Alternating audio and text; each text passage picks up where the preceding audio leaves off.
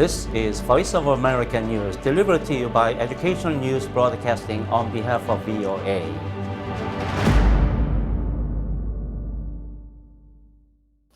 Good evening, viewers. I'm Hae-Sung Lee, a professor at Georgia Central University, and here's tonight's news.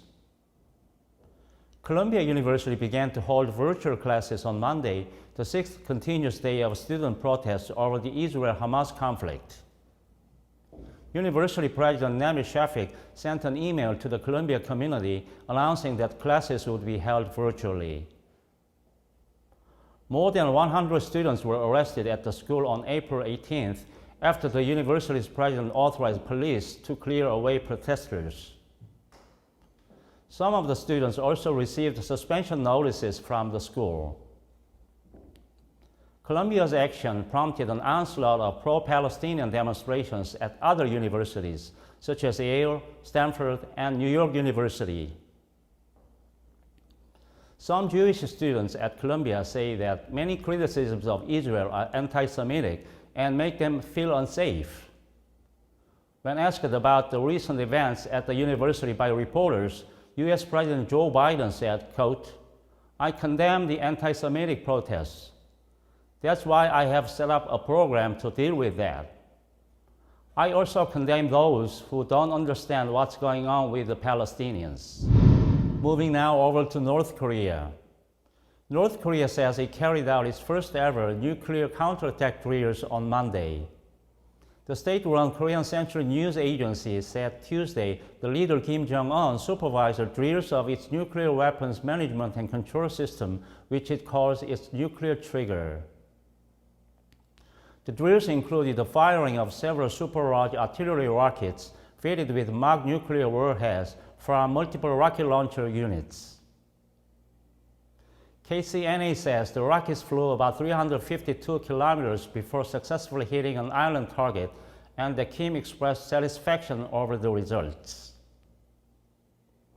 South Korean and Japanese military officials both confirmed Monday that North Korea had fired several short-range ballistic missiles into the waters of the peninsula's east coast. KCNA says the drills were carried out in response to current joint air defense drills by U.S. and South Korean forces, which it denounced as threatening to the regime.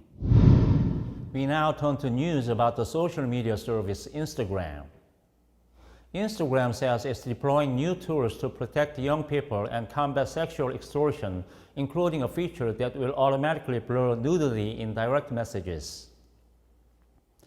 The social media platform said in a blog post that it's testing out the features as part of its campaign to fight sexual scams and other forms of image abuse, and to make it tougher for criminals to contact teens. Sexual extortion or sextortion involves persuading a person to send explicit photos online and then threatening to make the images public unless the victim pays money or engages in sexual favors.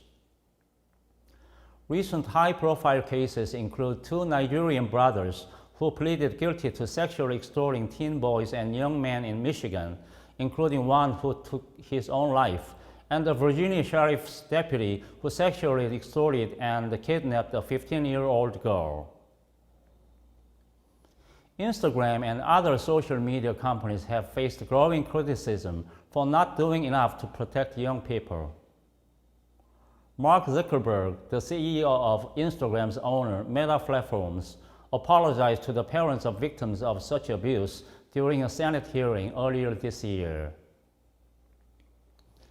Instagram said scammers often use direct messages to ask for, quote, intimate images.